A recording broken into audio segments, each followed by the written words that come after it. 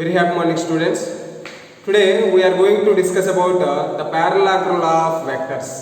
In the previous lesson, we have seen the addition of vectors, the triangle law and polygon law of vectors we have seen. Okay. Now we are going to see one more category of addition of vectors, parallelogram law of vectors. See here, if two vectors p bar and q bar are representing the two sides of a parallelogram.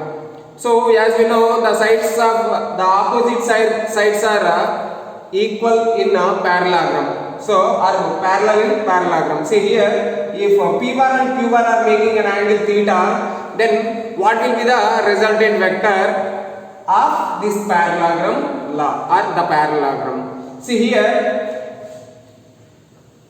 if you displace q bar from here to here by using the free vectors, see the initial point of q bar vector will be coincide with the final point of p bar vector. And again here if you observe, we are displacing p bar from here to here. Okay, if we displace p bar to here, then q bar and p bar, these two are following the same order. See, observe here, q bar and p bar are following the same order, then this will be the resultant, which will be taken in opposite direction or the reverse direction. And if you observe this one, A, B and D, see here p bar and q bar, again here p bar and q bar, these two are following the same order, then the closing side of the triangle by using triangle law, this will be the resultant. See here, r bar is equal to p bar plus q bar,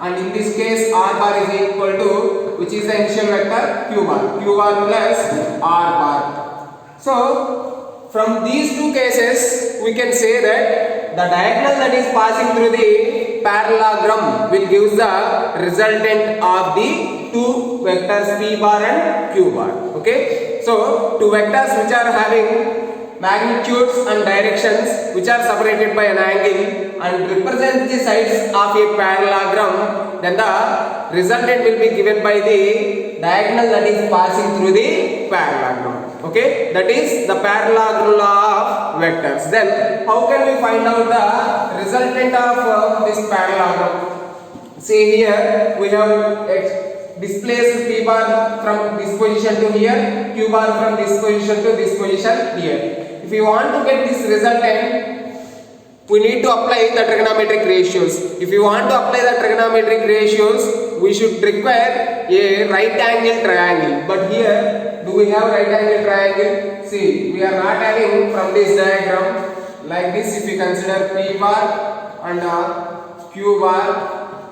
and which are making an angle theta, see this q bar is extended here and p bar this place to here. Then here we are not having any right angle triangle. This will be the resultant.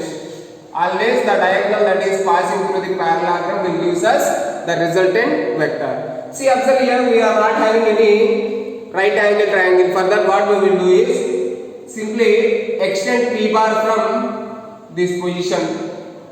Some extent to extend p bar and draw a right angle triangle.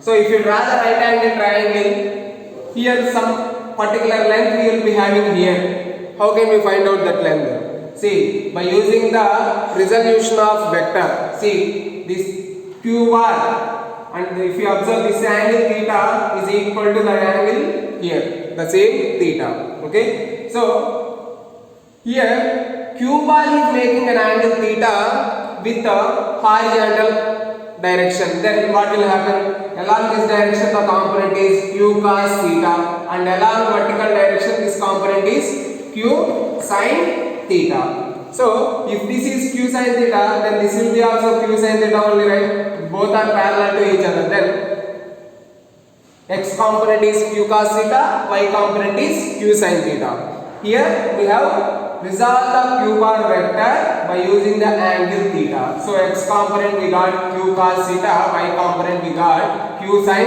theta. See, observe here, this is q cos theta and this is q sin theta. Now we got a right angle triangle. Now we got the right angle triangle. Observe here.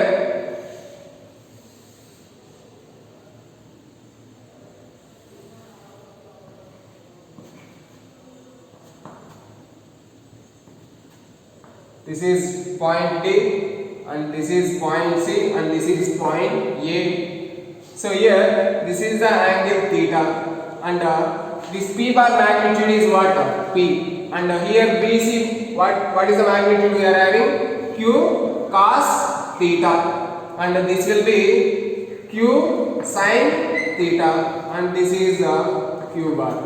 Okay, and this is R bar. See, observe here. AC, what is total AC? AC is equal to AB plus BC. AC is equal to AB plus BC. A to C means A to B plus B to C. So AB means the magnitude of P is P plus BC is Q cos theta, and CD value is how much? Q sin theta.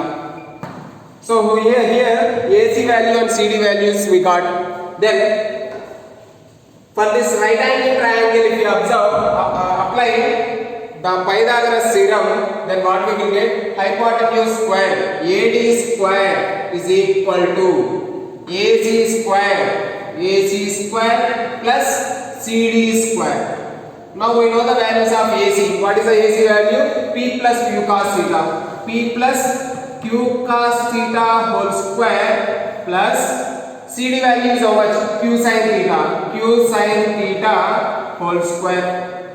Then this is in the form of A plus B whole square. Here A is P and B is Q cos theta. Then apply A plus B whole square formula. P square plus Q square cos square theta plus here 2 into P into Q cos theta plus Q sin theta whole square means Q square sin square theta, and here AD means what? A to D is the resultant R, so R square. Now R square is equal to P square plus Q square into, from these two terms we can take Q square common, then here it will become cos square theta plus sin square theta plus 2PQ cos theta. As we know from trigonometric identity, sin square theta plus cos square theta is equal to 1. Then if we substitute here, we will get R square is equal to P square plus Q square plus 2PQ cos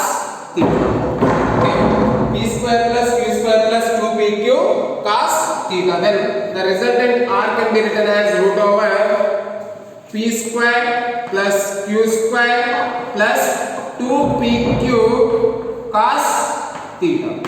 Okay, so here this is the resultant of the parallelogram. If P bar and Q bar are representing the two sides of a parallelogram separated by an angle theta, which will give us magnitude and direction, then the resultant will be given by the diagonal that is passing through the parallelogram will give us the resultant. Okay, that is R is equal to root over P square plus Q square plus 2PQ cos theta. Okay, thank you.